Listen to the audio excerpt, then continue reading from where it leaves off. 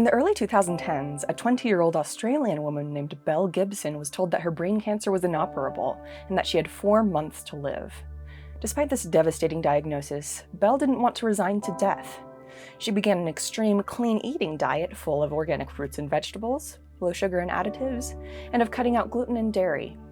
She went for oxygen treatments and colon cleanses. She grew an online following, people inspired by her, some with cancer diagnoses themselves.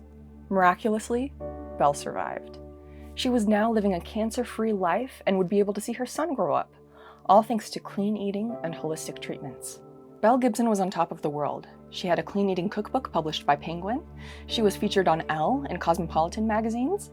She even launched a healthy lifestyle and recipe app in partnership with Apple itself. However, there was one glaring issue. Belle Gibson never had cancer.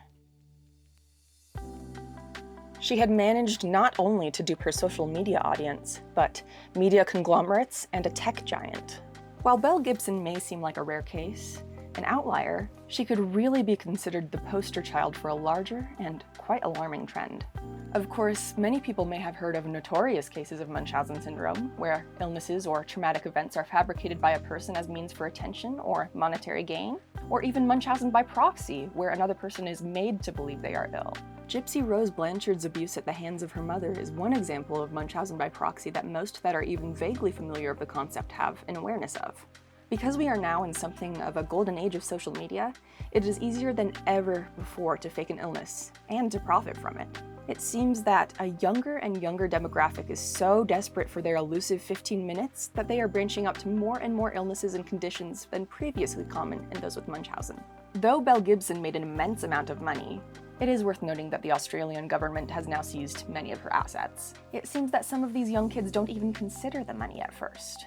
As the video sharing app TikTok has exploded in popularity, it has really added to the illusion that just anybody can get famous. This prospect, along with the added ease of use of the app, has enabled a new generation of attention seekers, some of which will go to the strangest of lengths to gain and cling to an audience. There are people that viewers think are faking anything from facial scars to mental illnesses and other various medical issues. Then there are those that take it strangely far.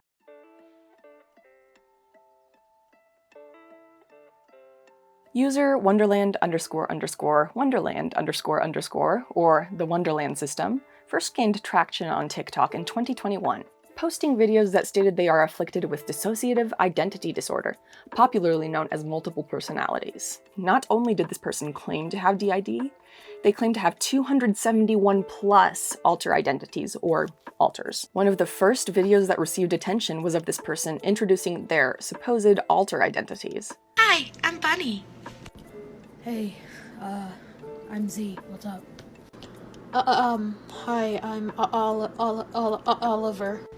Hey everybody, I'm Ben. Hey, I'm Elegant. Wow! Sorry. Hello there, I am Malachi. What's up? As this user goes on posting, they make claims that some of their alters are dating each other. Hi, the answer to that is yes. An alter can definitely have a crush on another alter. I'm literally dating another person in our system, so yes. That one has Tourette's, and a cacophony of other strange things. The entire account is centered around claims like this, and has never seemed to veer from that path. This probably seems off to you, and you would probably be right. What are the real symptoms of DID? According to the British NHS, one main symptom of dissociative identity disorder, aside from, having multiple distinct personalities, is having, quote, memory gaps about everyday events and personal information, unquote. That is one glaring issue that seems off with the Wonderland system. The fact that all of their supposed alters are extremely coordinated and aware of each other enough to have an entire TikTok account and not have a single identity of supposedly 271 wanting to delete the videos or sabotage them in some way does not seem feasible at all. How are more than 1 or 2 even aware enough to post and keep the theme of the account? Certainly some alters would want to post about their own interests, right? Maybe some would even have their own TikTok accounts. Those would probably have been found by now, Then there's that pesky little number, 271. As stated by the National Alliance on Mental Health, Michigan, quote, a person living with DID may have as few as 2 alters or as many as 100. the average number is about 10. 10. With 271 plus alters that the Wonderland system claims to have, they wouldn't even just be an extreme outlier, they would potentially be unprecedented. Here we go with another statistic. The National Institutes of Health reports that about 1.5% of people globally are diagnosed with DID. This is a condition that is both so rare and so interesting that it seems too perfect for all of this to be real. As I have, that is the consensus of many of those that are aware of the Wonderland system have come to.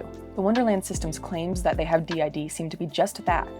Claims. On TikTok, the Wonderland system has become somewhat of a running joke with just how ridiculous everything surrounding it is. Most of the gags revolve around one video of multiple alters being introduced, with some users doing videos rating the alters. And one person went so far as to recite the video to Jessica Chastain. I am not making this up. Jessica. Hi, honey. I wrote this monologue. Hi, I'm Bunny. Hey, everybody. I'm Z. Hi, I'm Oliver. It really goes to show that looking for attention will not always garner the kind of attention you are looking for.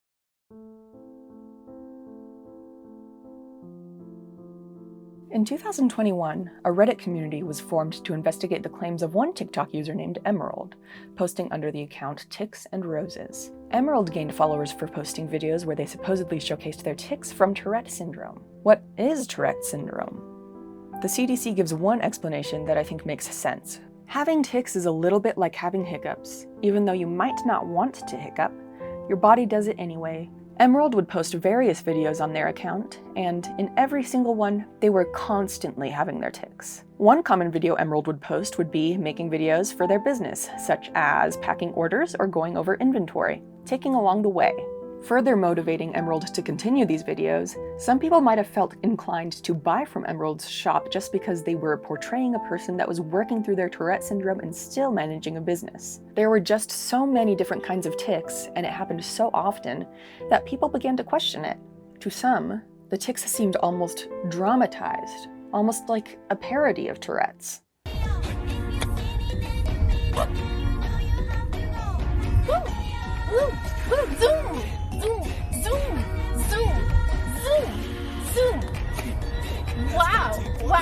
Wow. So many people got invested in this that this Reddit forum was formed centered around Emerald.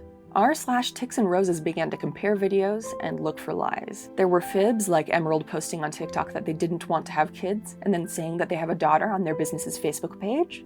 There were also some interesting things that really could be coincidental, such as Emerald pinning posts of common tic examples on their dedicated Tourette's Pinterest board, or saying that they do not have swearing tics and then exhibiting them in a later video.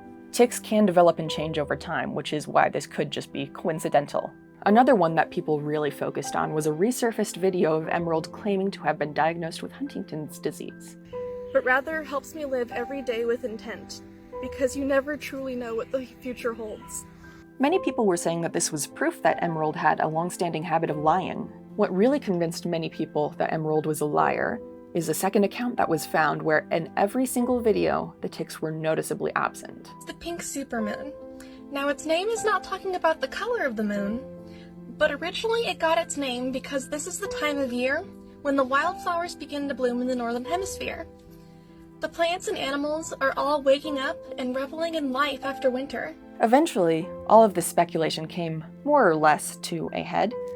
On the subreddit, someone claiming to be Emerald's sister posted. Reddit moderators later did confirm with pictures from Emerald and the sister's childhood that this person appears to be who she says she is. She states that Emerald is the one that cut her and her mother off, even though they had both been supportive of Emerald. She does not believe that Emerald has Tourette syndrome, and she does not recall any symptoms shown by Emerald when they were growing up.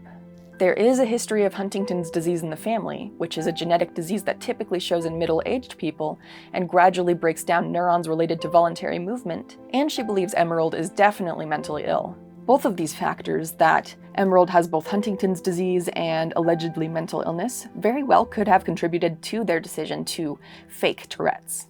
One theory is that it may have originally been them trying to predict and practice what it might be like in the future when they do start to lose control from Huntington's disease. It is an oft left out aspect of the conversation surrounding social media that we are seeing, or at least perceiving, an uptick in extreme attention-seeking behavior on it. Social media, particularly TikTok, has made it exponentially easier for pathological attention seekers to lie. Even so, liars will find a way to lie regardless. We cannot blame it all on social media, no matter how much we want to. Nonetheless, it really is fascinating how this behavior has manifested in this new age.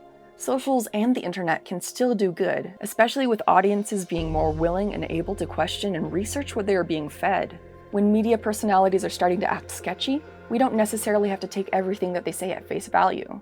Ultimately, these attention-seeking patterns will likely not ever end, so it is really our best hope that we continue to learn and think and ask questions, as well as to remember to discern what may or may not be true. It all might never end, and really, it's just a matter of time before the next huge and unexpected medical tragedy grifter gets exposed.